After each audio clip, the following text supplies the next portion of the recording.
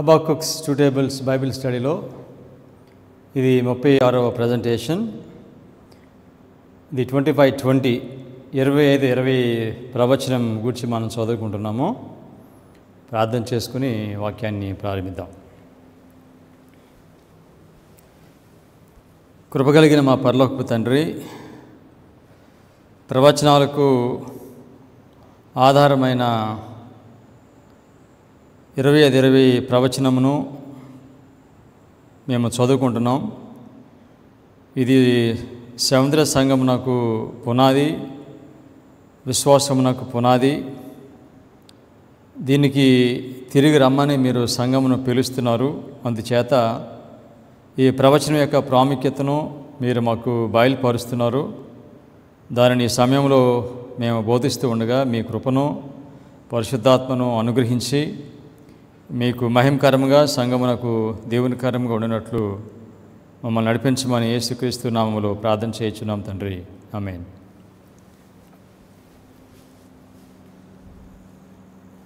దానియేలు గ్రంథము seventh day Adventist సంఘ చరిత్రను తెలియచేస్తుంది. దానియేలు గ్రంథము 1వ అధ్యాయము మొదటి దూత వర్తమానము గురించి మాట్లాడుతుంది. దానియేలు గ్రంథము 2వ అధ్యాయము 2వ దూత వర్తమానము, దానియేలు 3వ అధ్యాయము 3వ దూత వర్తమానము. మొదటి దూత వర్తమానము 1798లో ప్రారంభమైంది. 3వ దూత వర్తమానము 1844లో అది ప్రారంభమైంది. అనగా 46 సంవత్సరాల కాలంలో దేవుడు మిల్లర్ టెంపుల్ను ఆయన కట్టాడు. సెవెంత్ అడ్వెంటిస్ట్ సంఘమును స్థాపించాడు. అయితే దానియేలు 4వ అధ్యాయంలో ఈ సంఘము మరల వారు చెదరిపోవటాన్ని మనము చూస్తాము. దానియేలు గ్రంథము 4వ అధ్యాయంలో నెబుకద్నెజరుకు 2వ కళ వస్తుంది. ఆ కళలో ఆ చెట్టును చూస్తాడు. ఆ చెట్టు భూతలమంతా విశాలంగా ఉంటుంది. ఆ చెట్టు పైన విస్తారంగా పండ్లు ఉన్నాయి, దాని మీద పక్షులు ఉన్నాయి, దాని క్రింద పశువులు ఉన్నాయి. ఆ విధంగా కలలో నెబుకద్నెజరు దాన్ని చూస్తూ ఉండగా ఆకాశం నుండి ఒక పరిశుద్ధుడు వచ్చి బిగ్గరగా ఈ విధంగా ప్రకటిస్తాడు, ఈ చెట్టును నరికేయండి, దాని కొమ్మలను కొట్టివేయండి, దాని పండ్లను పారవేయండి, పశువులను దాని నీడ నుండి తోలువేయండి, పక్షులను దాని కొమ్మల నుండి ఎగరగొట్టుడి అనే స్వరాన్ని వింటాడు. ఈ కళలో చూసిన ఈ చెట్టు అది నెబుకద్నెజరుకి సూచనగా ఉంది. ఈ చెట్టు నరికివేయబడిన తరువాత ఇక మొద్దు మాత్రమే మిగిలి ఉంటుంది. ఈ మొద్దును ఇనుము ఇత్తడితో కలిసిన కట్టితో ఈ మొద్దు అది కట్టబడి ఉంటుంది. ఈ విధంగా ఈ మొద్దు ఎంతకాలమో ఇనుము ఇత్తడితో కలిపిన కట్టుతో కట్టబడి ఉంటుంది అని అంటే 7 సంవత్సరములు అది కట్టబడి ఉంటుంది. ఈ విధంగా మొద్దు ఇనుముతోనూ ఇత్తడితోనూ కట్టబడి ఉండటము అది దేనికి సూచనగా ఉందంటే స్కాటరింగ్, చెదరగొట్టడానికి సూచనగా ఉంది. దేవుడు నెబుకద్నెజరుకు ఆయన దేవుని గురించిన జ్ఞానాన్ని మొదటి 3 అధ్యాయాల్లో ఇచ్చాడు. ఆ జ్ఞానము అనుసరించి, ఆ వెలుగును అనుసరించి నెబుకద్నెజరు జీవించాలి. అయితే అతను ఆ విధంగా జీవించలేదు. అందుకని ఆయనకి హెచ్చరిక వర్తమానం పంపించాడు. ఆ హెచ్చరిక వర్తమానాన్ని అంగీకరించి ఉంటే అతను ఆ దేశం నుండి బయటికి చెదరగొట్టబడేవాడు కాదు.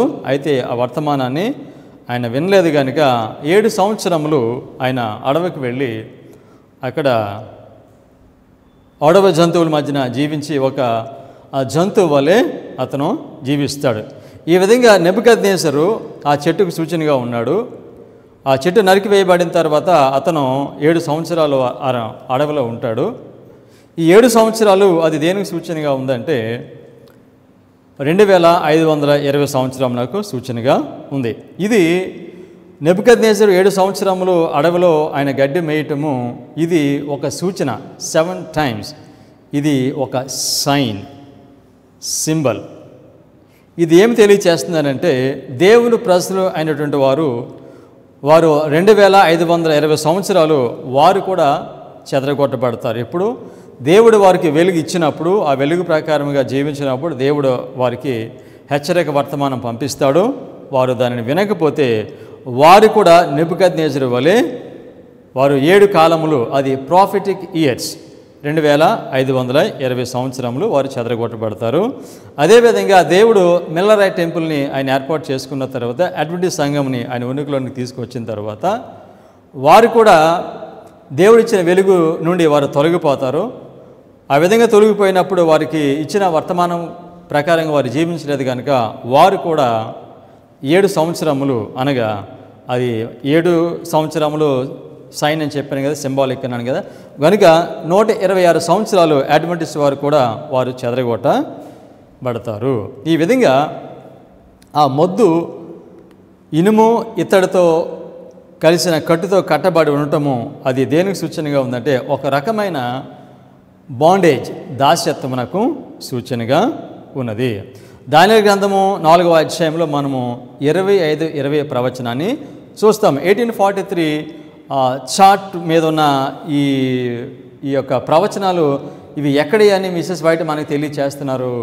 దానియేలు ప్రకటన గ్రంథంలో ఉన్న ప్రవచనాలు ఈ చార్ట్ మీద రాశారని చెప్పారు. అంటే దానియేలు గ్రంథంలో మనకి 25-20 ప్రవచనము మనకు ఖచ్చితంగా ఉండి తీరాలి. 25-20 ప్రవచనాన్ని మనం దానియేలు గ్రంథము 4వ అధ్యాయంలో నెబుకద్నెజరు 7 సంవత్సరములు ఆయన శిక్షించబడటము అది 25-20కి సూచనగా అది ఉంది. William millers works volume 2 page 261. First 7 times in Nebuchadnezzar's dream was fulfilled in 7 years. 7 కాలములు మొట్టమొదటిగా ఎవరి ఆ జీవితంలో నెరవేరే? నెబుకద్నెజరు జీవితంలో అవి నెరవేరాయి. Okay, first 7 times in Nebuchadnezzar's dream was fulfilled in 7 years. Nebuchadnezzar, for his pride and arrogancy against God, was driven among the beasts of the field and was made to eat grass as ox until 7 times passed over him. This being a matter of history and as an allegory or a sample to the people of God for their pride and arrogancy in refusing to be reformed by God and claiming the power and will to do these things themselves, they too, like Nebuchadnezzar, must be driven among the beasts of the field. దీనిలో స్పష్టంగా William Miller మనకి తెలియచేస్తున్నాడు ఏమనంటే, నెబుకద్నెజరు 7 సంవత్సరములు అది దేనికి సూచనగా ఉందంటే దేవుని ప్రజలకు 7 సంవత్సరములు ఒక మాదిరిగాను ఒక దృష్టాంతముగా ఉన్నది అని ఇక్కడ మనకి విలియం మిల్లర్ చెప్తున్నాడు. This being a matter of history and as a allegory, అంటే అలెగోరీ అంటే దృష్టాంతము లేకపోతే సూచనగా ఉంది. నెబుకద్నెజరు 7 సంవత్సరములు శిక్ష అది ఒక సూచనగా అది ఉంది. ఎవరికి సూచనగా ఉంది? దేవుని యొక్క ప్రజలకు. దేవుని యొక్క ప్రజలు నెబుకద్నెజరు వల్లే వారు కూడా గర్వంగా ఉంటే కనుక నెబుకద్నెజరు 7 సంవత్సరం ఏదైనా ఆయన చెదరగొట్టబడి అడవిలో 7 సంవత్సరాలు గడ్డి మేసాడో అదేవిధంగా దేవుని ప్రజలు కూడా 7 ప్రాఫిటిక్ ఇయర్స్ 7 ప్రాఫిటిక్ ఇయర్స్ వారు కూడా చెదరగొట్టబడతారు. వారు కూడా నెబుకద్నెజరు వల్లే చెదరగొట్టబడతారని ఇక్కడ విలియం మిల్లర్ మనకి స్పష్టంగా తెలియచేస్తాడు. Statement continues. That being a matter of history and a sample only was fulfilled in 7 years, but this being a prophecy will only be fulfilled in 7 prophetic years. Clear. 7 prophetic years. నెబుకద్నెజరుకు 7 సంవత్సరాలు అనుభవించిన ఆ శిక్ష, ఆ చెదరగొట్టబడటము దేవుని ప్రజలకు 7 prophetic ఇయర్స్లో జరుగుద్ది. 25-20 క్లియర్. Okay, continuous.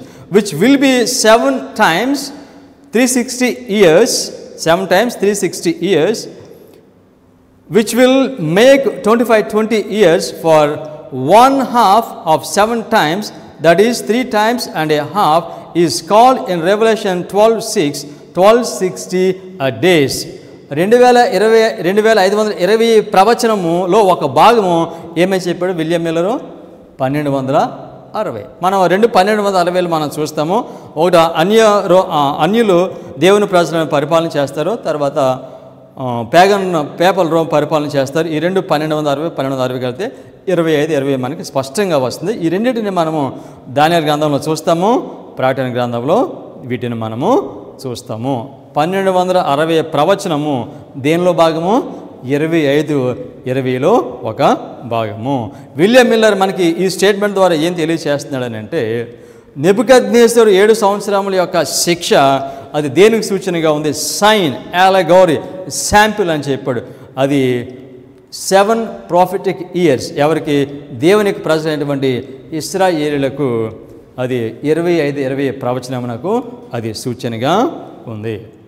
ఇప్పుడు 25-20 ప్రవచనాన్ని తృణీకరించాలంటే ఒకే ఒక ఈవిల్ ఆప్షన్. అదేమిటంటే విలియం మిల్లర్ దేవుడు అనుకున్న ప్రవక్త, దేవుడు అనుకున్న సేవకుడు కాదని దాన్ని తృణీకరించడం. ధర్మశాస్త్రము విశ్రాంతి దినము అది మనకు అవసరం లేదని అది చెప్పాలంటే దానికి ఒకే ఒక ఈవిల్ ఆప్షన్ ఏమిటి తెలుసా? దేవుడు ధర్మశాస్త్రాన్ని సిలువలో కొట్టేశాడు. చాలా క్లియర్గా స్పష్టంగా ఇక్కడ మనకి విలియం మిల్లరు నెబుకద్నెజరు 7 times 7 కాలంలో దేనికి సూచనగా ఉందంటే 7 ప్రాఫిటిక్ ఇయర్స్. నెబుకద్నెజరు ఆ కలలో చూసిన ఆ చెట్టు అది నెబుకద్నెజరుకు సూచనగా ఉంది ఆ కాలంలో. ఇప్పుడు ఈ కాలంలో ఆ చెట్టు సెవెంత్ డే అడ్వెంటిస్ట్ చర్చ్కి అది సూచనగా ఉంది. Testimonies for the church volume 8 page 126 and 127. Study Nebuchadnezzar's dream as recorded in the 4th chapter of Daniel. The king saw a lofty tree planted in the earth. Let me become lifted up in pride, and the Lord will not sustain them and keep them from falling. దేవుడు చెట్టు నాటబడింది. అహంకారంతో ఉంటే దేవుడు దానిని పోషించడం చెప్పాడు. తర్వాత let A church become proud and boastful. Let church become proud and boastful. అంతకుముందు ఏం చెప్పాడు? ట్రీ అని చెప్పాడు. ఆ ట్రీ, ఆ చెట్టు దేనికి సూచనగా ఉంది? చెట్టుకు, చర్చ్కి సూచనగా ఉంది. Let A church become proud and boastful, not depending on God, not exalting His power, and the church will surely be left by the Lord to be brought down to the ground. Let a people glory in wealth, intellect, knowledge, or in anything but Christ, and they will soon be brought to confusion. దర్శనంలో ఆ కలలో చూసిన ఆ చెట్టు నెబుకద్నెజరుకి ఆ కాలంలో సూచనగా ఉంటే ఈ కాలంలో దేవుని ప్రజలకు, దేవుని సంఘమునకు సూచనగా ఉంది. నెబుకద్నెజరు ఏ విధంగా అయితే గర్వంతో ఉన్నాడో అందుచేత is brought down to the earth. ఆయన దేవుడు ఆయన గర్వమును అణిచాడు. అదేవిధంగా దేవుని ప్రజలైనటువంటి వారికి ఉన్న జ్ఞానం బట్టి, వారికి ఉన్న తెలివిని బట్టి వాళ్ళు అతిశయపడితే they will soon be brought down to confusion. వారు కూడా ఆ విధంగా అవుతారని చెప్పారు. మిస్సెస్ వైట్ ఈ స్టేట్మెంట్ ద్వారా మనకు తెలియచేస్తున్నారు, విలియం మిల్లర్ ఆ చెట్టుకు సూచనగా ఉన్నాడు. ఆ చెట్టు అడ్వెంటిస్ట్ చర్చ్కి సూచనగా ఉంది. ప్రాఫిట్స్ అందరూ కూడా ప్రారంభం నుండి వారు బోధించిన, వారు ప్రవచించిన, వారు ప్రవచించింది, వారు బోధించింది వారి కాలం కంటే కూడా అది అంత్యకాలంలో జీవించే వారికి అది ఎక్కువగా వర్తిస్తుంది. మిస్సెస్ వైట్ రాసినప్పుడు కూడా అంతే. ఆవిడ రాసినప్పుడు ఆవిడ కాలం కంటే కూడా అంత్యకాలం ఉన్న ప్రజలకు ఎక్కువగా అవి వర్తిస్తాయి. Prophets and Kings, page 533. To the last ruler of Babylon, as in type of its first, had come the sentence of the divine watcher, O king, to thee it is spoken, the kingdom is departed from thee. Daniel 4:31. Here we'll read again. To the last ruler of Babylon, as in type of its first. బబులోను పరిపాలించిన ఆఖరి రాజు అతను దేనికి సూచనగా ఉన్నాడు? బబులోను దేశాన్ని పరిపాలించిన మొదటి రాజుకు సూచనగా ఉన్నాడు. ఎవరు మొదటి రాజు, ఎవరు ఆఖరి రాజు? నెబుకద్నెజరు మొదటి రాజు, బెల్షాజరు చివరి రాజు. ఈ బెల్షాజరు ఆ నెబుకద్నెజరుకి సూచనగా ఉన్నాడు, లేకపోతే నెబుకద్నెజరు బెల్షాజర్కి సూచనగా ఉన్నాడు. అనగా నెబుకద్నెజరుకి జరిగింది అదే స్టోరీ మళ్ళా బెల్షాజర్ కూడా జరుగుతుంది. దీనిలో to the last ruler of Babylon as in type అన్నాడు, సైన్. బెల్షాజరు ఒక సూచన, టైప్ సింబల్ అన్నారు. టైప్ అంటే సైన్. దాని అర్థం ఏమిటంటే సైన్ లేకపోతే టైప్ అనే దానికి అర్థం ఏమిటంటే అది ఏం తెలియజేస్తుందంటే భవిష్యత్తులో రాబోయేదాన్ని చూపించేది సైన్ ఆర్ టైప్. సో పరిశుద్ధ గ్రంథంలో మనం సైన్స్ చూస్తాము, టైప్స్ చూస్తాము. ఇవి భవిష్యత్తులో జరగబోయే వాటిని లేకపోతే భవిష్యత్తులో రాబోయే వాటిని తెలియచేస్తున్నాయి. ఉదాహరణకి అబ్రహాము ఆయన బలి ఇచ్చాడు. బలి ఇచ్చినప్పుడు ఆ బలి రాబోయే యేసుక్రీస్తు వారిని తెలియచేస్తుంది. పస్కా దిన ముందు పశువును బలిస్తారు, అది యేసుక్రీస్తు వారు యొక్క మరణానికి సాదృశ్యంగా ఉంది. పాత నిబంధన గ్రంథం బలులు ఇచ్చారు. ఈ బలులన్నీ కూడా యేసుక్రీస్తు వారికి సూచనగా ఉన్నాయి. సైన్. మనము ఇప్పుడు సైన్ అంటే భవిష్యత్తులో జరగబోయేదాన్ని మనకి చూపించేది. 7 times 7 కాలములు అనేది సైన్. అది భవిష్యత్తులో జరగబోయేదాన్ని మనకి చూపిస్తుంది. నెబుకద్నెజరు కాలంలో 7 కాలములు 7 సంవత్సరములు అది సైన్, అది ఒక గుర్తు, అది భవిష్యత్తులో జరగబోయేదాన్ని మనకి తెలియచేస్తుంది. యోహాను సువార్త 2వ అధ్యాయము 18 నుండి 21. కాబట్టి యూదులు, నీవు ఈ కార్యములు చేయుచున్నావే, ఏ సూచక్రియ సైన్, ఓకే, ఏ సూచక్రియ మాకు చూపేదవని ఆయనను అడుగుగా, యేసు ఈ దేవాలయమును పడగొట్టి 3 దినములలో దాన్ని లేపుదునని వారితో చెప్పెను. యూదులు ఈ దేవాలయము 46 సంవత్సరములు కట్టిరే, నీవు 3 దినములలో దానిని లేపుదువా అనిరి. యేసుక్రీస్తు వారిని వాళ్ళ ఒక సూచన అడిగారు, సైన్ అడిగారు. అప్పుడు యేసుక్రీస్తు వారు అన్నారు, ఈ మందిరాన్ని నేను పడగొట్టి 3 రోజుల్లో లేపుతానని చెప్పాడు. 3 రోజులు సైన్. ఇది ఆ మందిరాన్ని పడగొట్టి లేపుతానంటే యేసుక్రీస్తు వారు నేను చనిపోయి లేస్తాను అని చెప్పడానికి సాదృశ్యం చెప్పాడు. అది దానికి మాత్రమే సూచనగా లేదు, భవిష్యత్తులో జరగబోయేదానికి అది సూచనగా ఉంది. 3 రోజులు 3 days ఇస్ సైన్. ఆ 3 రోజులు దేనికి సూచనగా ఉందంటే 46 years సూచనగా ఉంది. 46 days ఆర్ 46 years అనగా 46 సంవత్సరాల్లో దేవుడు ఆయన మందిరాన్ని కడతాడు. కట్టడం 46 సంవత్సరాల్లో మిల్లర్ టెంపుల్. కనుక యేసుక్రీస్తు వారు 3 దినాల్లో నేను ఈ మందిరాన్ని కడతానంటే ఆ 3 అనేది ఒక సైన్, సూచన. అది ఏమి తెలియజేస్తుందంటే 46 నెంబర్ను తెలియజేస్తుంది. 46 సంవత్సరాల్లో నేను మందిరాన్ని కడతానని చెప్పాడు. 1798 నుండి 1844 సంవత్సరంలో ఆయన మందిరాన్ని కట్టాడు. మరలా ఇదంతా చివరిలో జరగబోయేదాన్ని ఈ సైన్ మనకి చూపిస్తుంది. 1989 నుండి సండేల వరకు మరొక మందిరాన్ని దేవుడు కడతాడు. సో 3 అనేది మందిరమును కట్టడం నాకు అది సూచనగా ఉంది. మత్తయి 16వ అధ్యాయం 4వ వాక్యం. వ్యభిచారులైన చెడ్డతరము వారు సూచక్రియ నడుగుచున్నారు, అయితే యోనాను గూర్చిన సూచక్రియయే కానీ మరి ఏ సూచక్రియ అయినా వారికి అనుగ్రహింపబడదని వారితో చెప్పి వారిని విడిచి వెళ్ళిపోయిన. మళ్ళీ వీళ్ళు అడుగుతున్నారు సూచన ఇమ్మని. అప్పుడు ఏమన్నాడు, యోనా గురించి నేను సూచన తప్ప నేను మీకు వేరే సూచన ఇవ్వనని చెప్పాడు. యోనా చేప కడుపులో 3 రోజులు ఉన్నాడు. ఈ 3 దేనికి సూచనగా ఉందంటే, యోనా ఎవరు? ఆయన ప్రవక్త, ఆయన వర్తమానం బోధించడానికి వెళ్ళాలి. అయితే 3 రోజులు ఆయన చేప కడుపులో ఉన్నాడు. ఆయన బయటికి తీసుకొచ్చిన తర్వాత ఆయన దేవుని యొక్క వర్తమానాన్ని ఆయన బోధిస్తాడు. అనగా యోనాతో ఈ మాట చెప్పినప్పుడు యోనా సూచన నేను మీకు ఇస్తానంటే, నేను ఒక సంఘాన్ని లేపుతున్నాను, ఇది అయిపోయింది మీ తర్వాత. వాళ్ళని యూదులను తృణీకరిస్తాడు, తర్వాత ఆయన వేరొక సంఘాన్ని ఆయన లేపుతున్నాడు. నేను ఆ సైన్ మీకు ఇస్తున్నాను, మిమ్మల్ని నేను తృణీకరించబోతున్నాను, నేను వేరే మందిరాన్ని నేను కట్టబోతున్నాను, క్రిస్టియన్ చర్చ్.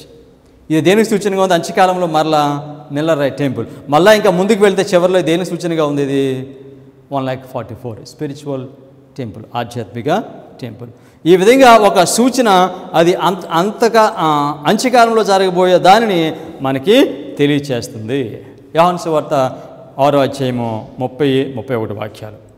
వారు అట్లయితే మేము చూచి నిన్ను విశ్వసించుటకు నీవు ఏ సూచిక్రియ చేయుచున్నావు, ఏమి జరిగించుచున్నావు, భుజించుటకు పరలోకము నుండి ఆయన ఆహారం వారికి అనుగ్రహించెను అని వ్రాయబడినట్టు మన పితరులు అరణ్యంలో మన్నాను భుజించరని ఆయనతో చెప్పారు. ఇక్కడ సూచన మన్నా దేనికి సూచనగా ఉంది? మన్నా ఏంటంటే దేవుని యొక్క వాక్యం. పాత నిబంధన గ్రంథంలో 40 సంవత్సరాల కాలంలో దేవుడు వారికి మన్నాని ఇచ్చాడు. ఆ మన్నా దేనికి సూచనగా ఉందంటే, అంత్యకాలంలో దేవుని ప్రజలకు ప్రవచన జ్ఞానం ఇవ్వబోతున్నాడు.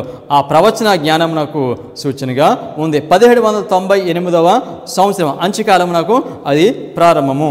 అప్పుడు దానియేలు గ్రంథంలో ఉన్న ప్రవచనాలన్నీ ఇచ్చిన తర్వాత దానియేలుతో అన్నాడు, నీ వీటిని ముద్రించమని చెప్పాడు. అవి ఎప్పుడు తెరవబడతాయి? అంత్యకాలంలో ఇవి మరలా ఇప్పబడతాయని చెప్పాడు. 1798 అంత్యకాలం వచ్చింది. అక్కడ దానియేలు గ్రంథము ఇప్పబడింది. పరలోకము నుండి మన్నాను ఇచ్చాడు. ఈ మన్నా భవిష్యత్తులో దేవుడు ఇవ్వబోయే ప్రవచన జ్ఞానమునకు సూచనగా ఉంది.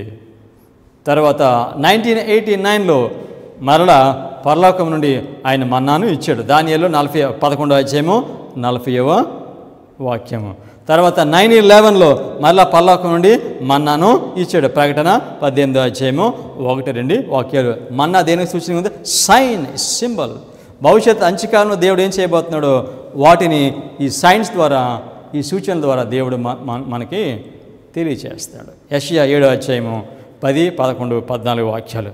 యెహోవా ఇంకను ఆహాజునకు ఇలాగూ సెలవిచ్చెను, నీ దేవుడైన ఆ యెహోవా వలన సూచన అడుగుము, అది పాతాళమంత లోతైనను సరే, ఓర్వలోకమంత ఎత్తైనను సరే. కాబట్టి ప్రభు అయిన 14వ వాక్యం, కాబట్టి ప్రభువు తానే ఒక సూచన మీకు చూపును, ఆలకించుడి. కన్యక గర్భవతి అయి కుమారుని కని అతనికి ఇమ్మానుయేలు అని పేరు పెట్టును. యేసుక్రీస్తు వారి యొక్క ఆ పుట్టిక అది అంత్యకాలమునకు సూచనగా ఉంది. యేసుక్రీస్తు వారు పుట్టిన తర్వాత ఏం జరుగుతుందంటే, దేవుని ప్రజలు వారు తృణీకరించబడతారో వారు క్రైస్తవ సంఘము కట్టడము జరుగుతుంది. యేసుక్రీస్తు వారు పుట్టినప్పుడు అంత్యకాలము ప్రారంభము అయ్యింది. 1798లో మళ్ళీ అంత్యకాలం ప్రారంభమవుతుంది. ఆ జనరేషన్కి అప్పుడు మిల్లరైట్ టెంపుల్ కట్టడం జరుగుతుంది. 1989లో మళ్ళా అంత్యకాలం ప్రారంభమవుతుంది. అప్పుడు మరలా మందిరం కట్టడము జరుగుతుంది. గురుతు, సైన్ అంత్యకాలమును సూచిస్తుంది. అంత్యకాలంలో జరగబోయే సంభవాలను అది మనకి సూచిస్తుంది. నెబుకద్నెజర్ కలలో చూచిన ఆ చెట్టు సైన్, సూచన. ఆ సూచన ఏంటి తెలుసండి? 27 టైమ్స్. 1863 సంవత్సరంలో 25 ప్రవచనాన్ని అధికారపూర్వకంగా వారు తృణీకరించి దానిని రివ్యూ అండ్ హెరల్డ్ అనే మ్యాగజైన్లో వారు ప్రచురించడము జరిగింది. యెషయా గ్రంథము 7, 8, 9 అధ్యాయాలు అవి 25 చరిత్రను మనకి తెలియచేస్తున్నాయి. 25 ప్రవచనం గురించి ఈ 3 అధ్యాయములు మాట్లాడుతున్నాయి. ఏం అధ్యాయాలు? యెషయా 7వ అధ్యాయము, 8వ అధ్యాయము, 9వ అధ్యాయము. ఈ 3 అధ్యాయాలను మనం వేరు చేయకూడదు. ఈ 3 ఒకటే, కానీ స్కాలర్స్ మూడింటిని వేరుగా చేసి వారు మాట్లాడుతున్నారు. సో కనుక ఈ 3 అధ్యాయాల్లో దేవుడు మనకి 25 ప్రవచనం అనగా చెదరగొట్టే దాని గురించి మాట్లాడుతాం. చెదరగొట్టడం అంటే 25 ప్రవచనం అనమాట. ఈ అధ్యాయంలో చెప్పిన మాట మనం చదువుతాం. యెషయా 7వ అధ్యాయము 8-9 వాక్యాలు. యెషయా 7వ అధ్యాయము 8-9 వాక్యాలు. దమస్కు సిరియాకు రాజధాని, దమస్కునకు రెజిను రాజు 65 సంవత్సరములు కాకమునుపు ఎఫ్రాయిము జనము కాకుండా నాశనమగును. షోమ్రోను ఎఫ్రాయిమునకు రాజధాని, షోమ్రోనునకు రెమల్యా కుమారుడు రాజు. మీరు నమ్మకుండుని ఎడల స్థిరపడక ఉందురు. మీరు నమ్మకుండుని ఎడల స్థిరపడక ఉందురు. 65 సంవత్సరాల తర్వాత మీరు ఎఫ్రాయిము చెదరగొట్టబడుతుంది. చెదరగొట్టబడటం అనగానే మనకు వెంటనే జ్ఞాపకం రావాలి, స్కాటరింగ్ అంటే 25-20. ఓకే, సో మీరు 65 సంవత్సరాల తర్వాత మీరు చెదరగొట్టబడతారంటే మీకు 25-20 ప్రవచనాన్ని తెలియచేస్తున్నాడు. కనుక ఈ 25-20 ప్రవచనాన్ని మీరు నమ్మకపోతే మీరు నమ్మకుండాని ఎడల స్థిరపడక యుందురు అని చెప్పాడు. ఓకే, 2వ దినవృత్తాంతాలు 20వ అధ్యాయము 20వ వాక్యము. అంతటా వారు ఉదయంలోనే లేచి తెకోవ అరణ్యమునకు పోయిరి. వారు పోవుచుండగా యెహోషాపాతు నిలువబడి, యూదావారులారా, యెరూషలేము కాపురస్తులారా, నా మాట వినుడి. మీ దేవుడైన యెహోవాను నమ్ముకొనుడి, అప్పుడు మీరు స్థిరపరచబడుదురు. ఆయన ప్రవక్తలను నమ్ముకొనుడి, అప్పుడు మీరు కృతార్థులగుదురని చెప్పాను. ఏమని చెప్పాడు? మీరు మీ దేవుడైన యెహోవాని నమ్ముకోండి, అప్పుడు స్థిరపరచబడతారు. ఆయన ప్రవక్తలను నమ్ముకోండి, అప్పుడు మీరు కృతార్థులగుదురని చెప్పాను. కృతజ్ఞత అంటే ప్రాస్పర్, అభివృద్ధి చెందుతారు. దీనిలో చెప్పాడు మీరు దేవుడు నమ్మాలి, తర్వాత ఎవరు నమ్మాలి? ఇంకా ప్రవక్తలను నమ్మాలి. సో మనకి ప్రవక్త ఉన్నారా అడ్వెంటిస్ట్ చర్చ్కి? ఆ ప్రవక్తను ఎవరో తెలుసు మనకి. యెహోవాని నమ్మాలి, ఆయన ప్రవక్తను నమ్మాలి. యెహోవాని నమ్మితే ఆయన ప్రవక్తను కూడా నమ్మాలి. ఆయన ప్రవక్తను తృణీకరిస్తే యెహోవాని తృణీకరించినట్లే. Loma Linda messages page 33 and 34. స్థిరపరచబడాలనంటే క్రైస్తవ సంఘము, అడ్వెంటిస్ట్ సంఘం ఏం చేయాలి? ఏం చేస్తే వారు స్థిరపరచబడతారు? Most important statement, long statement, కానీ చాలా చాలా ప్రాముఖ్యమైన స్టేట్మెంట్. నెమ్మదిగా చూద్దాం. Loma Linda messages page 33 and 34. 2 texts are here set before God's people. ఎన్ని వాక్యాలు పెట్టాడు దేవుని ముందు, దేవుని ప్రజల ముందు? 2 వాక్యాలు పెట్టాడంట. Okay, 2 texts are here set before God's people. 2 conditions for success. ఈ 2 వాక్యాలు విజయమునకు షరతులంట. దేవుని ప్రజలు విజయం పొందాలంటే 2 షరతులు చెప్తున్నాడు ఇక్కడ. మిసెస్ వర్డ్ ద్వారా దేవుడు తెలియజేస్తున్నాడు.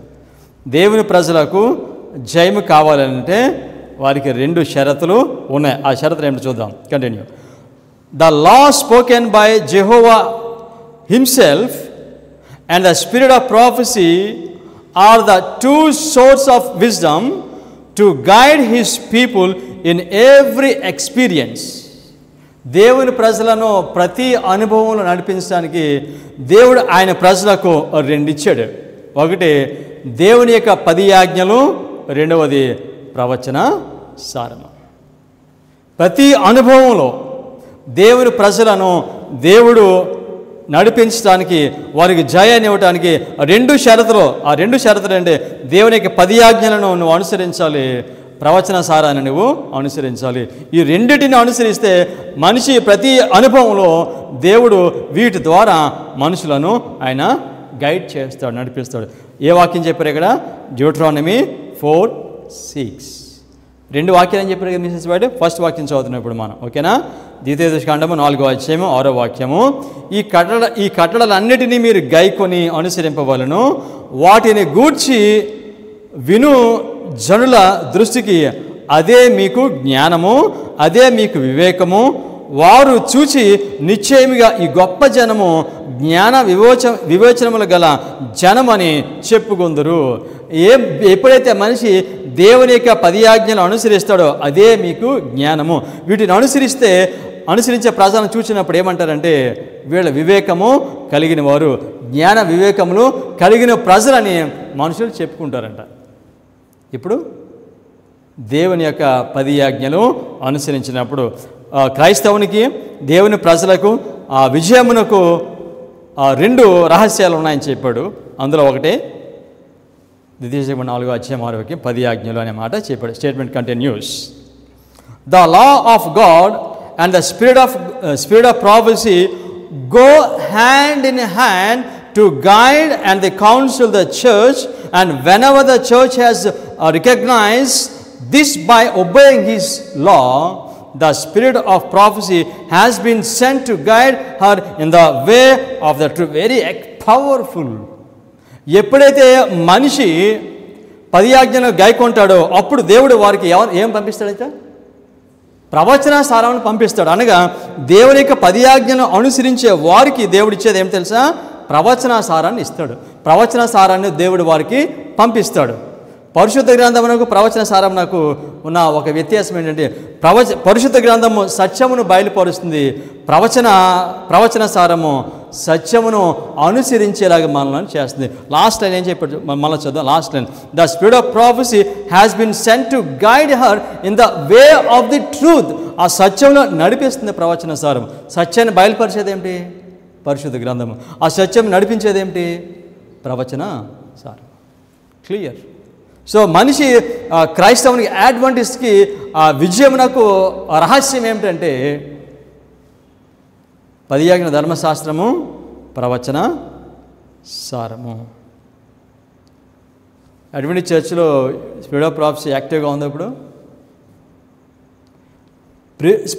ప్రవచన సారం యాక్టివ్గా లేదని అంటే, ప్రవచన సారమును మనుషులు చదవట్లేదని అంటే, ప్రవచన సారం ప్రక్కన పెట్టారంటే దాని అర్థం ఏంటి? వారు 10 ఆజ్ఞలను అనుసరించి నడవటం లేదు, వారు విశ్రాంతి దినంలో గైకొనటం లేదు అని అర్థం అండి. క్లియర్. సో ఎప్పుడైతే మనుషులు 10 ఆజ్ఞలను అనుసరించి నడుస్తారో వెంటనే దేవుడు వారికి ఏం పంపిస్తాడో? ప్రవచన సారాన్ని పంపిస్తాడు. స్పిరిట్ ఆఫ్ ప్రాఫెసీని వారికి పంపిస్తాడు. అప్పుడు ఆ ప్రవచన సారము వారిని నడిపిస్తుంది. అంటే ఆజ్ఞలు గైకొనకపోతే మనం దేనిలో ఉన్నట్టు తెలుసండి? భ్రష్టత్వంలో ఉన్నట్టు. మనం భ్రష్టత్వంలో ఉన్నామా లేకపోతే భ్రష్టత్వం మనలో ఉందా? సంఘంలో భ్రష్టత్వం ఉందా లేకపోతే సంఘమే భ్రష్టత్వం ఉందంటే రెండు. దేవునికి ఆజ్ఞలు గైకొనకపోతే ప్రవచన సారము దేవుడు వారికి ఇవ్వడు. ప్రవచన సారము 10 ఆజ్ఞలు లేకపోతే ఏ మనిషి అయినా ఏ సంఘమైనా చీకట్లో భ్రష్టత్వంలో ఉంటుంది. యెషయా 8వ అధ్యాయం 20వ వాక్యం. యెషయా 8వ అధ్యాయం 8వ వాక్యం 20వ వాక్యం. ధర్మశాస్త్రమును ప్రమాణ వాక్యమును విచారించుడి, ఈ వాక్య ప్రకారము వారు బోధించని ఎడల వారికి అరుణోదయము కలుగుతుంది. నేను చాలా కాలం క్రితం ఈ వాక్యం చదివినప్పుడు ధర్మశాస్త్రం అని తెలుసు, ప్రమాణ వాక్యం అంటే నాకు అర్థం కదా. ప్రమాణ వాక్యం అంటే స్పిరిట్ ఆఫ్ ప్రాఫెసీ అంట. టెస్ట్ మనీ లోమల్ అండ్ మిసెస్ వైట్ రాశారు ఈ మాటని. ధర్మశాస్త్రమును ప్రమాణ వాక్యమును విచారించుడి, ఈ వాక్య ప్రకారము వారు బోధించని ఎడల వారికి అరుణోదయం అంటే జయం లేదు వాళ్ళకి. ఇంకా కనుక మనం జయాన్ని మనము తీసుకుని రావాలనంటే సంఘాన్ని ఉజ్జీవింప చేయాలనంటే ఏం చేయాలి? ధర్మశాస్త్రాన్ని బోధించాలి, ప్రమాణ వాక్యమును ప్రవచన సారమును బోధించాలి. ఇది లేకపోతే జయం లేదు. ఇక మనం జయకరంగా ఉండటానికి 2 వాక్యాలు నేను టెక్స్ట్ ఇచ్చారు. ఒక వాక్యం దేని గురించి మాట్లాడుతుందంటే 10 ఆజ్ఞల గురించి మాట్లాడుతుంది, ఇంకొక వాక్యము ప్రవచన సారం గురించి మాట్లాడుతుంది. ఈ 2 మన విజయమునకు రహస్యము. ఈ 2 మనలను నడిపిస్తాయి. Statement continuous. లోపల ఉన్న messages. Statement continuous. Revelation 12:7 and the dragon was wroth with the woman and went to make war with the remnant of her seed, which keep the commandments of God and have the testimony of Jesus Christ. 2 text వాక్యాలు అని చెప్పాడు కదా. మొదటి వాక్యము ద్వితీయోపదేశకాండము 4వ అధ్యాయము 6వ వాక్యము, 2వ వాక్యము 2వ టెక్స్ట్ ప్రకటన 12:17. ఈ రెండింటిని మనసు అనుసరిస్తే ఆయనకి జయం కలుగుతుంది. సో ఒకటి ఏం తెలియజేస్తుంది? 10 ధర్మశాస్త్రము, ఇంకొకటి ప్రవచన సారము. ప్రకటన 12వ అధ్యాయము 17వ వచనం. అందుచేత ఆ ఘట సర్పము ఆగ్రహము తెచ్చుకొని దేవుని ఆజ్ఞలు గైకొనుచు యేసుని గూర్చి సాక్ష్యమిచ్చుచున్న వారైనా ఆమె సంతానంలో శేషించిన వారితో యుద్ధం చేయటకై బయలు వెళ్ళి సముద్ర తీరమున నిలిచెను. విజయమునకు 2 షరతులు అని చెప్పాడు. ఏంటంటే 2 షరతులు? 10 ఆజ్ఞలు ప్రవచన సారము. సో ఎంతమంది ప్రవచన సారాన్ని చదువుతున్నారు, ఎంతమంది ప్రవచన సారాన్ని బోధిస్తున్నారు? అటువంటి చర్చ్కి ఇచ్చిన గొప్ప ధన్యత, దేవుని కృపను బట్టి వరాన్ని దేవుడు మన సంఘానికి ఇచ్చాడు. అయితే ఇది మన సంఘంలో ప్రవచన సారం యాక్టివ్గా లేదండి. సో యాక్టివ్గా లేకపోతే ఎక్కడికి వెళ్తాం? మనం భ్రష్టత్వంలోనికి వెళ్తాం. Lawmanada message statement continues. This prophecy points out clearly that the remnant church will acknowledge God in His law and will have a prophetic gift. Obedience to the law of God and the spirit of prophecy has always distinguished the true people of God. నిజమైన ప్రజలను ఏం గుర్తిస్తుంది? 10 ఆజ్ఞల ధర్మశాస్త్రము, ప్రవచనాసారము. ఇది దేవుని ప్రజలను గుర్తిస్తుంది. సో నాన్ అడ్వెంటిస్ట్ని గుర్తించడానికి ఒక సూచన ఏమిటంటే 10 ఆజ్ఞల ధర్మశాస్త్రమును విశ్రాంతి దినాన్ని వారు అంగీకరిస్తే వారు దేవుని ప్రజలని వారు గుర్తించబడతారు. సెవెంత్ అడ్వెంటిస్ట్ వారు 10 ఆజ్ఞల ధర్మశాస్త్రమును, ప్రవచనాసారమును అంగీకరిస్తే వారు దేవుని ప్రజలుగా గుర్తిస్తాడు. మిస్సెస్ స్వార్ట్ చాలా క్లియర్గా చెప్పారు. The spirit of prophecy has always distinguished the true people of God. As the test, it is usually given on present manifestation. దేవుని ప్రజలు ఎవరు? అడ్వెంటిస్ట్ సంఘంలో ప్రవచన సారమును చదివి దానిని బోధించే వారు. Statement continuous. In Jeremiah's day, the people had no question about the message of Moses, Elijah or Elisha, but they did not question and put aside the message sent of God to Jeremiah until its force and power was wasted and there was no remedy for God to carry them away into captivity. Likewise, in the days of Christ, the people had learned that Jeremiah's message was true, and they persuaded themselves to believe that if they had believed in the days of their fathers, lived in the days of their fathers, they would have accepted his message. But at the same time, they were rejecting Christ's message, of which all the prophets had written. ఇంతవరకు ఏం చదివి నేను మీకు చెప్తాను. నేను ఇర్మియా కాలంలో ఉన్న ప్రజలు వారు మోషే ఇచ్చిన వర్తమానము, ఏలీ ఇచ్చిన వర్తమానము, ఎలీషా చెప్పిన వర్తమానము నమ్మటంలో వారికి ఎటువంటి సందేహము లేదు, వారికి ఎటువంటి ప్రశ్న లేదు. కానీ వారికి దేని మీద ప్రశ్న ఉందంటే ఇర్మియా కాలంలో ఉన్న ప్రజలు ఇర్మియా చెప్పే వర్తమానాన్ని అంగీకరించడానికి వాళ్ళకి ప్రశ్నలు ఉన్నాయి.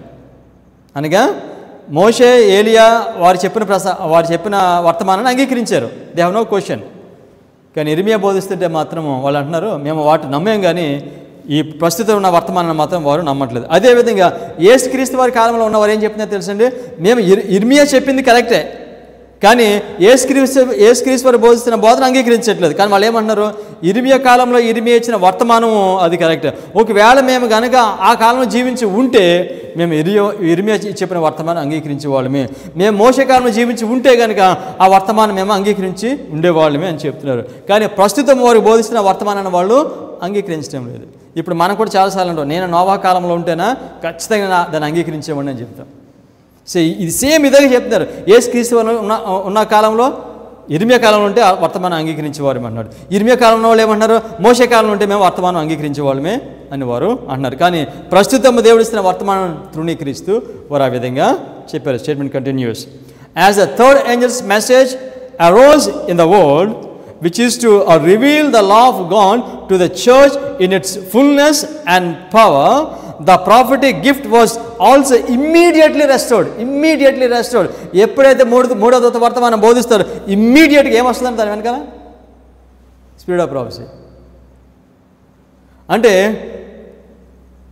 మూడో దూత వర్తమానం బోధిస్తున్నామని అంటే దానికి రుజువు ఏమిటనంటే ప్రవచనాసారమును కూడా బోధిస్తాం. ప్రవచనాసారమును ప్రక్కన పెట్టిన మనిషి మూడో దూత వర్తమానాన్ని అతను బోధించడు. అతను నేను మూడో దూత వర్తమానాన్ని బోధిస్తానని చెప్తే అది నిజం కాదు. చాలామంది సేవకులు అంటారు బైబిల్ అండ్ బైబిల్ అలోన్, కానీ మీ శిశువాడు అది చెప్పట్లేదండి. ఇక్కడ విజయం నాకు 2 శాస్త్రాలు చెప్తున్నారు. ఒకటి ధర్మశాస్త్రానికి పరిశుద్ధ గ్రంథము, 2 ప్రవచన సారము. మూడవ వర్తమానాన్ని బోధిస్తే ఇమ్మీడియట్గా prophetic gift also immediately restored. So మూడవ వర్తమానాన్ని ఎవరు బోధిస్తారంటే ప్రవచన సారాన్ని అంగీకరించిన వారు, దాన్ని బోధించేవారు మాత్రమే మూడవ వర్తమానాన్ని బోధిస్తారు. ప్రవచన సారాన్ని అంగీకరించేవారు 1843 చార్ట్ యాక్సెప్ట్ చేస్తారు. ఈ చార్ట్ యాక్సెప్ట్ చేయలేదంటే they are not preaching third angel's message, they are not preaching 3 angel's message. ఎంత గొప్ప స్పీకర్ అయినా కానివ్వండి, 1843 చార్ట్ తృణీకరించిన మనిషి మూడవ వర్తమానాన్ని very clear and straight. Statement continues. This gift has acted a very prominent part in the development and carrying forward this message. ఈ మూడవ వర్తమానాన్ని ముందుకు తీసుకుని వెళ్ళటంలో చాలా ప్రాముఖ్యమైన పాత్ర పోషిస్తుందండి. ఏమిటి? ప్రవచన సారము మూడవ వర్తమానాన్ని ప్రకటించడంలో అతి ప్రాముఖ్యమైన పాత్రను పోషిస్తుంది. స్పిరిట్ ఆఫ్ ప్రాఫెసీ అడ్వెంటిస్ట్ చర్చ్లో ఇప్పుడు యాక్టివ్గా ఉందంటారా? క్లియర్. అంటే 10 ఆజ్ఞలను వారు అనుసరించి నడవట్లేదు, విశ్రాంతి దినమును అనుసరించి వారు only nominal Adventist. Statement continuous.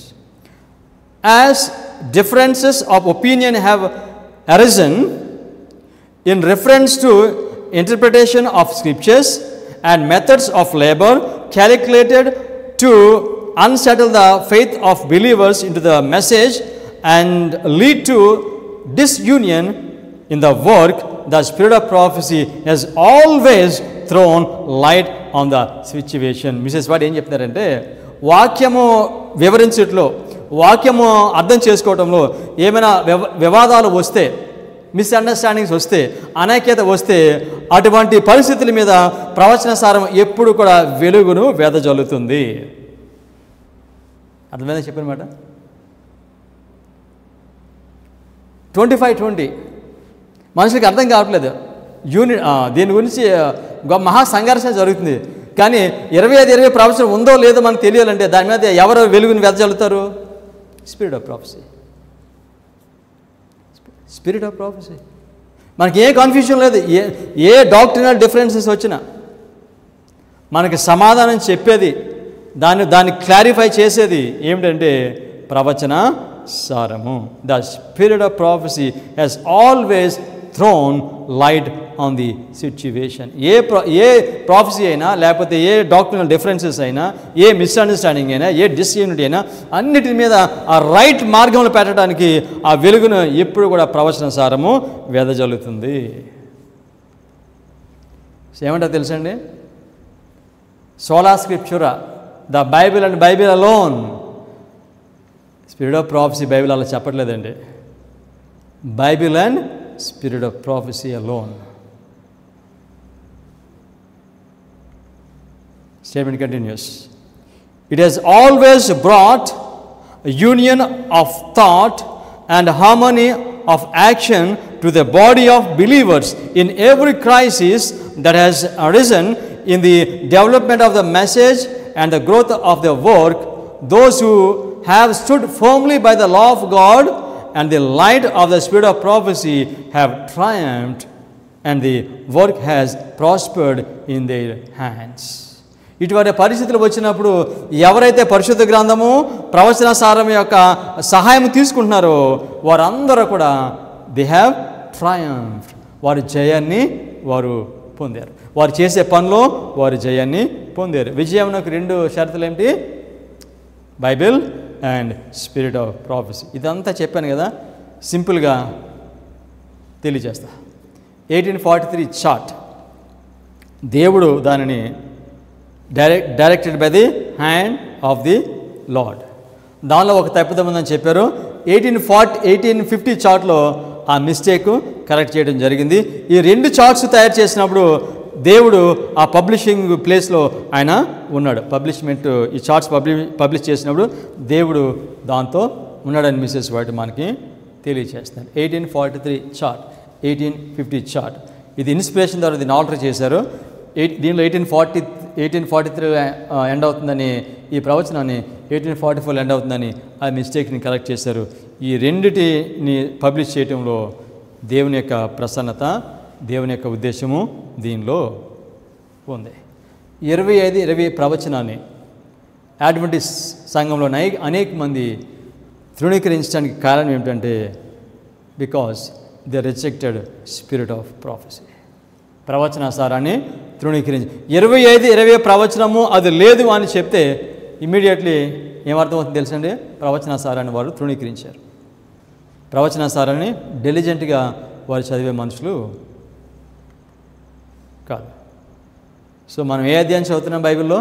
దానియేలు గ్రంథము 4వ అధ్యాయాన్ని మనం చదువుతున్నాం. 4వ అధ్యాయము దేవుని ప్రజలు వారు చెదరగొట్టబడ్డారు, మరలా వారు సమకూర్చబడతారు అనేదాన్ని మనం తెలియజేస్తుంది. దానియేలు 4వ అధ్యాయము 23వ వాక్యం. దానియేలు 4:23. చెట్టును నరకము, దాని నాశనము చేయము, కానీ దాని మొద్దును భూమిలో ఉండనిమ్ము. ఇనుము ఇత్తడి కలిసిన కట్టుతో 7 కాలములు గడుచు వరకు పొలంలోని పచ్చికలో దానిని కట్టించి ఆకాశం మంచునకు తడవనిచ్చి పశువులతో పాలు పొందనిమ్మని జాగరూకుడకు ఒక పరిశుద్ధుడు పరలోకం నుండి దిగివచ్చి ప్రకటించుట నీవి వింటువి కదా. ఆ చెట్టు నరికేసిన తర్వాత ఆ మొద్దును మంచుకు తడవని, ఆ విధంగా ఉండని అని చెప్పాడు. ఆ మొద్దును దేంతో కట్టారు? ఇనుము ఇత్తడి కలిసితో కట్టిన కట్టుతో దానిని కట్టారు. ఈ విధంగా ఈ మొద్దును ఈ విధంగా కట్టి ఉంచడం దేనికి సూచనగా ఉందంటే ఇది ఒక రకమైన దాస్యమునకు, క్యాప్టివిటీకి సూచనగా ఉంది. ఇది ఈ మొద్దు ఎవరికి సూచనగా ఉంది? ఒకప్పుడు నెబుకద్నెజరు కాలంలో నెబుకద్నెజరు సూచనగా ఉంది. తర్వాత కాలంలో ఇశ్రాయేల్కి సూచనగా ఉంది. ఇప్పుడు ఇది ఎవరికి సూచనగా ఉంది తెలుసండి? మనకి సూచనగా ఉంది. ఇనుము ఇత్తడితో కట్టారు. ఇనుము దేనికి సూచనగా ఉంది? ఇత్తడి దేనికి సూచనగా ఉందో చూద్దాం. Science of times, March 10, 1881. He was to present before them, he means అంటే మోషే, he was to present before them the wonderful manifestation of God's power in bringing them forth from the iron furnace, which figure well illustrated their cruel and degrading bondage in Egypt. Iron furnace, ఇనుము కొలిమి దేనికి సూచనగా ఉంది? అది బానిసత్వమునకు సూచనగా ఉంది. 430 సంవత్సరాలు దేవుని ప్రజలు ఐగుప్తు దేశంలో బానిసలుగా ఉన్నారు. దాని గురించి మిసెస్ వాటి రాస్తే ఉన్నారు ఐరన్ ఫర్నేస్. సో ఐరన్ అనేది బానిసత్వమునకు సూచనగా ఉన్నది. ఇనుము ఇత్తడితో కలిసిన ఆ కట్టు దేనికి సూచనగా ఉంది? దాస్యమునకు, క్యాప్టివిటీకి సూచనగా ఉంది. దేవుని ప్రజలు క్యాప్టివిటీలో ఉన్నారు, స్పిరిచువల్ క్యాప్టివిటీ. ఏన్షియంట్ ఇజ్రాయెల్ అయితే లిటరల్గా వాళ్ళు స్కాటర్ అయిపోయారు. కానీ మోడర్న్ ఇజ్రాయెల్ వారు స్పిరిచువల్ క్యాప్టివిటీలో వారు ఉన్నారు. Prophets and Kings, page 139. Ahab knew that it was by the word of God that the heavens had become as brass. Yet he sought to cast upon the prophet the blame for the heavenly judgment resting on the land. ఏలియా ఆయన హెచ్చరిక చేస్తాడు 3.5 సంవత్సరాల వర్షం రాదని. ఏలియా కాలంలో నిజంగానే 3.5 సంవత్సరాల వర్షం రాలేదు, వారికి కరువు వచ్చింది. కానీ ఇప్పుడు మన కాలంలో కరువు ఉంది. ఏం కరువు తెలుసండి? అది వాక్యము కరువు. బ్రాస్, ఇత్తడి దేనికి సూచనగా ఉంది? అది కరువుకు సూచనగా ఉంది. అడ్వెంటిస్ట్ వారికి కరువు వచ్చిందంట. ఎంతకాలం? 126 years. ఆ మొద్దుని ఎంతకాలం కట్టేయమని చెప్పాడు? ఇనుముతోనూ ఇత్తడితోనూ 7 times. 7 times నెబుకద్నెజరుకి 7 years. కానీ ఇశ్రాయేలీయులకి 7 prophetic years, 25, 20. కానీ మనకి 7 times 126 years. దీని గురించి మనము నేర్చుకున్నాము. మొద్దును ఇనుముతో ఇత్తడితో కలిపిన కట్టుతో కట్టమని చెప్పాడు. అది మనకి స్పిరిచువల్ బాండేజ్. ఇశ్రాయేలుకి ఎంతగా ఎప్పటి నుండి 723 నుండి 1798 వరకు, క్రీస్తు పూర్వము 723 నుండి బీసీ, క్రీస్తు శకము 1798 నుండి ఏన్షియంట్ ఇజ్రాయెల్కి, మనకి 1863 నుండి 1989. మనకి ఈ వాక్యం విషయంలో ఎందుకు ఈ కొరవ వచ్చింది, ఎందుకు మనం దాస్యంలో ఉన్నాం, ఎందుకు క్యాప్టివిటీలో ఉన్నాము, దానికి కారణం ఏమిటి? దేవుడు ఇంత వెలుగు మనకి ఇస్తే ఎందుచేత మనం క్యాప్టివిటీకి వెళ్ళాం స్పిరిచువల్గా అని అంటే, మనం ప్రూఫ్ టెక్స్ట్ మెథడ్, పరిశుద్ధ గ్రంథాన్ని వివరించడానికి దేవుడు అడ్వెంటిస్ట్ సంఘమునకు ప్రాఫిటిక్ ప్రిన్సిపల్స్ ఆఫ్ ఇంటర్ప్రిటేషన్ ఇచ్చాడు. వాడు ఏ విధంగా ఈ పరిశుద్ధ గ్రంథాన్ని వివరించాలో, ప్రవచనాన్ని వివరించాలో ఆ ప్రిన్సిపల్స్ ఇచ్చాడు. వాటిని పక్కన పెట్టి ఆ చెట్టు పండు తినకపోతే మనం ఏం తినాలి? ఆ చెట్టు పండు తినకపోతే వేరే చెట్టు పండు తినాలి. ఇప్పుడు మనం ఆ చెట్టు నరికేసాం కనుక ఆ చెట్టు నరికి పక్కన పడేసాము. ఇప్పుడు మనం తినేది రోమన్ క్యాథలిక్స్ దగ్గర నుంచి వచ్చే ప్రిన్సిపల్స్ యాక్సెప్ట్ చేస్తాం, ప్రొటెస్టెంట్స్ దగ్గర నుంచి వచ్చిన ప్రిన్సిపల్స్ మనం యాక్సెప్ట్ చేసాం. ఈ విధంగా యాక్సెప్ట్ చేయటం వలన మనము ఫాల్స్ ఎడ్యుకేషన్ తీసుకున్నాం. ఈ ఫాల్స్ ఎడ్యుకేషన్, తప్పుడు ఆ విద్య ద్వారా మనము ఆధ్యాత్మికంగా వాక్యము అనే లేములోనికి మనము వెళ్ళిపోయాం. సో మనం దేవుడిచ్చిన ఆ చెట్టు ఫలాన్ని తినకుండా వేరే చెట్టు ఫలాన్ని అన్యుల దగ్గర నుంచి తీసుకుని higher education, proof text method ప్రక్కన పెట్టి వేరే మెథడ్ తీసుకుని పరిశుద్ధ గ్రంథం వివరించడం ప్రారంభించాము. పరిశుద్ధ గ్రంథంలో ఉన్న ప్రధానమైన సత్యాలన్నీ కూడా అవి మరుగున పడిపోయాయి. Review and Harold, August 17, 1897. Those who have received a false education don't look heavenward. Of many who have received that so-called higher education, God declares, "Thou art weighed in the balances and art found wanting." ఎవరైతే అధిక విద్య పొందుతారో వారిని దేవుడు అంటాడు, ఏమని పిలుస్తాడంటే వారిని బ్యాలెన్స్లో వేస్తాడు, తూకంలో వేస్తాడు. తూకంలో వేస్తే వాళ్ళని చూస్తే వాళ్ళు ఎలాగా ఉంటారంటే, next statement continuous. Wanting in a knowledge of practical business, wanting in a knowledge of how to make the best use of time, wanting in a knowledge of how to labour for Jesus. మనం higher education తీసుకుంటే, higher ఎడ్యుకేషన్కి ఎందుకు వెళ్ళాం మనం అని అంటే, దేవుడిచ్చిన ఆ ప్రిన్సిపల్స్ని మనం ప్రక్కన పెట్టి వేరే వాళ్ళ దగ్గర నుంచి ఆ పరిశుద్ధ గ్రంథాన్ని వివరించడానికి ఆ ప్రిన్సిపల్స్ తీసుకున్నాము. అందుచేత మనం తప్పుదారి పడ్డాము. ఈ హయ్యర్ ఎడ్యుకేషన్ తీసుకోవటం వలన ఏం జరుగుతుందంటే, ఆ మనిషి ఏ వైపు చూడడం? పరలోకం వైపు చూడంట. పరలోకం వైపు చూడు. అతన్ని త్రాసులో వేస్తే అతను తక్కువగా కనిపిస్తున్నాడు. ఆ తక్కువగా కనిపిస్తున్నాడని చెప్పి మిస్సెస్ వైట్ ఇక్కడ 3 పాయింట్స్ చెప్పారు. ఏంటి తెలుసా? Will read again. Wanting in a knowledge of practical business అనగా, మనము స్కూల్ పెట్టామనుకోండి, ఆ స్కూల్లో ఎలా నడిపించాలో మనకు తెలియట్లేదు. మనకి హయ్యర్ ఎడ్యుకేషన్ ఉంది, 2 PhDలు ఉన్నాయి. ఆ ప్రిన్సిపల్కి, నడిపించే ప్రిన్సిపల్కి 2 PhDs ఉండొచ్చు, 3 ఉండొచ్చు. కానీ ఆ మనిషి కూడా తెలియట్లేదు. ఏం తెలుసా? ఆ స్కూల్ని ఎలా నడిపించాలో తెలియట్లేదు. హాస్పిటల్ కట్టాడు, కానీ హాస్పిటల్ ఎలా నడిపించాలో తెలియట్లేదు. చర్చ్ కట్టాడు, ఆ చర్చ్ని ఎలా నడిపించాలో తెలియట్లేదు. ఎందుకని? Higher education. చాలా ఆ డిగ్రీస్ ఉన్నాయనుకుంటున్నారు, కానీ ఆ డిగ్రీస్ ఎక్కడి నుంచి వచ్చినాయి? False education. అందుచేత వారికి ఆ చర్చ్ని ఎలా నడిపించాలో, ఆ హాస్పిటల్ని ఎలా నడిపించాలో, ఆ స్కూల్ని ఎలా నడిపించాలో వారికి లేదు. Next, wanting in knowledge of how to make the best use of time. వారికి ఉన్న టైంని ఏ విధంగా ఉపయోగించాలో వాళ్ళకి తెలియట్లేదు. దేని కొరకు వారికి దేవుడిచ్చిన సమయాన్ని హెచ్చించాలో వాళ్ళకి తెలియటం లేదు. అనవసరమైన వాటికి, వేరే వాటికి వారి సమయాన్ని హెచ్చిస్తున్నారు ఈ హయ్యర్ ఎడ్యుకేషన్ వల్ల. Next, wanting in knowledge of how to labour for Jesus. యేసుక్రీస్తు వరకు ఎలా యేసుక్రీస్తు వరకు ఎలా పనిచేయాలో, స్వార్థ సేవ ఎలా చేయాలో వాళ్ళకి తెలియట్లేదు. కానీ మాకు ఏమున్నాయి? డిగ్రీస్ ఉన్నాయి. Higher education. త్రాసులో తోస్తున్నాడు. త్రాసులో తూస్తే ఇన్ని లోపాలు కనిపిస్తున్నాయి దేవునికి. దేనివల్ల? Higher education. సో మనుషులు గొప్ప ఉన్నతమైన విద్యను నేర్చుకోవాలి అనే దృష్టి మనుషులు పెడతాడు. చెట్టు మొద్దును భూమిలో ఇనుముతో ఎత్తడితో కట్టింది ఏంటి? మనకి false education. Proof text method పక్కన పెట్టి వేరే మెథడ్ తీసుకున్నాం. దేవుడు మనల్ని ఆ అపవాది మనల్ని వేరే మార్గానికి నడిపిస్తుంది. ఈ విధంగా ఫాల్స్ ఎడ్యుకేషన్ అటువంటి చర్చ్ ప్రారంభమైన మొదట్లోనే దాన్ని మనము అంగీకరించాం.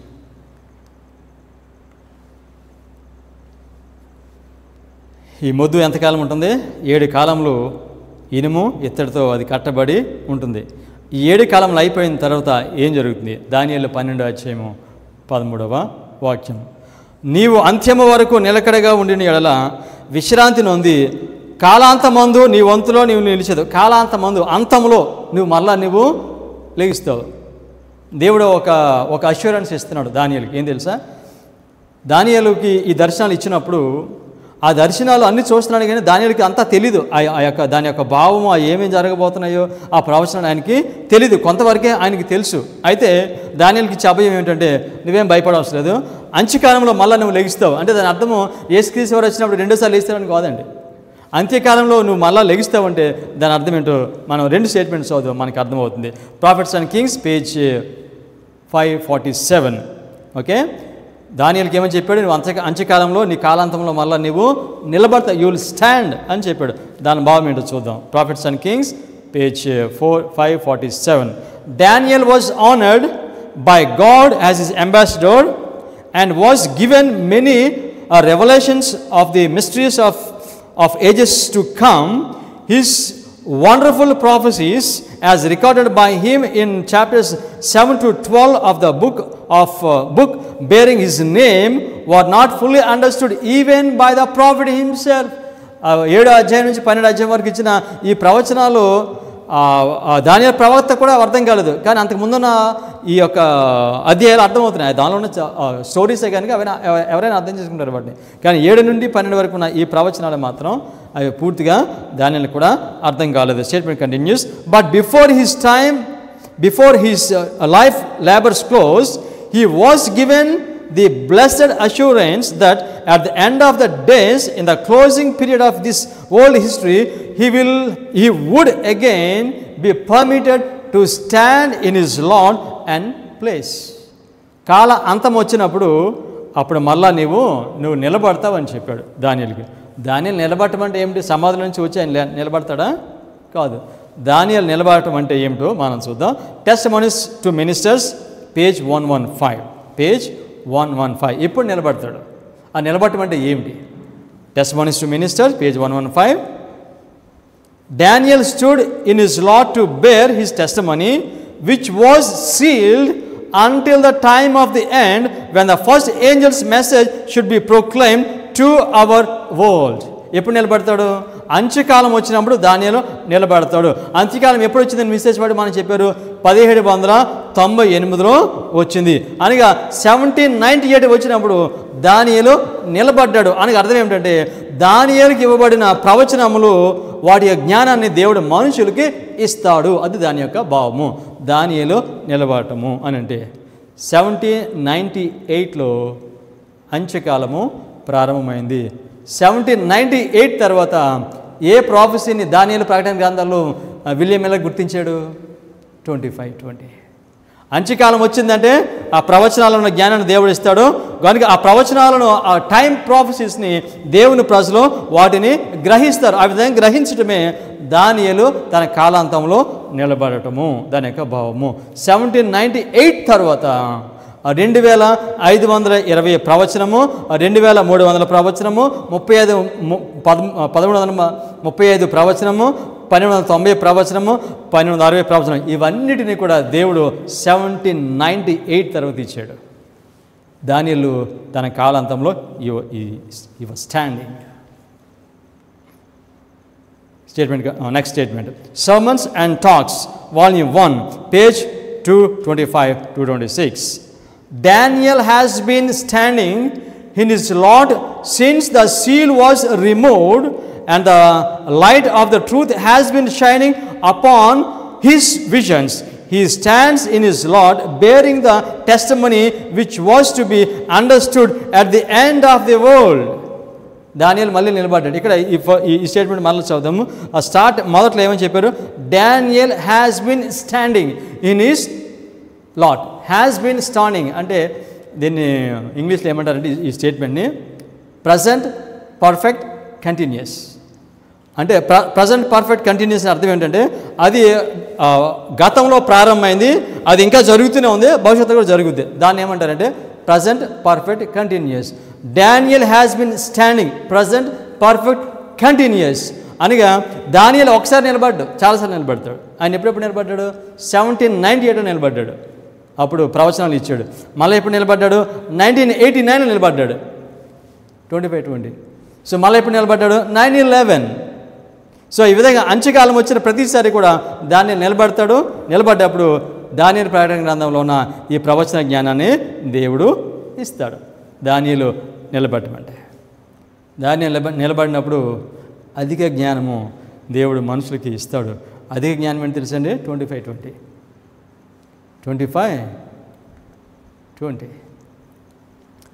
నెబుకద్నెజరు 7 సంవత్సరములు అడవిలో ఉన్నట్టుగా అడ్వెంటిస్ట్ వారు మనము దాస్యత్వంలో, క్యాప్టివిటీలో 126 సంవత్సరాలు ఉన్నాం. 120 సంవత్సరాలు ఉన్న తర్వాత ఇప్పుడు వెనక్కి రమ్మని దేవుడు పిలుస్తున్నాడు. ఆ పిలిపేంటి తెలుసా? Mene tekel of our seen 126 years warning message, come, పురాతన మార్గంలోనికి రమ్మని పిలుస్తున్నాడు. ఈ విధంగా పురాతన మార్గంలోకి రమ్మని పిలిచినప్పుడు మొట్టమొదటిగా దీన్ని తృణీకరించిన వారు ఎవరు? కమాన్, మీరు వెనక్కి రండి అని మొట్టమొదటిగా ఈ many tekel of our scene 25:20 ఈ హెచ్చరిక వర్తమానాన్ని బోధించినప్పుడు తృణీకరించిన వారు ఎవరు? బెల్షాజర్. మొట్టమొదటిగా తృణీకరించిన వారు బెల్షాజర్. ఈ వర్తమానాన్ని తృణీకరిస్తే బెల్షాజర్గా that was the last supper, ఆఖరి భోజనం ఆయనకి. ఇప్పుడు దేవుడు మానం పిలుస్తున్నాడు వెనక్కి రమ్మని, కమ్ బ్యాక్. వెనక్కి వస్తే నెబుకద్నెజరు వలె సమకూర్చబడతాము, రక్షించబడతాము. 20 వెనక్కి రమ్మని దేవుడు పిలుస్తున్నాడు 7 times 7 కాలంలో. రాకపోతే బెల్షాజర్కి జరిగింది మనకు కూడా జరుగుతుంది. ప్రార్థన చేసుకుందాం.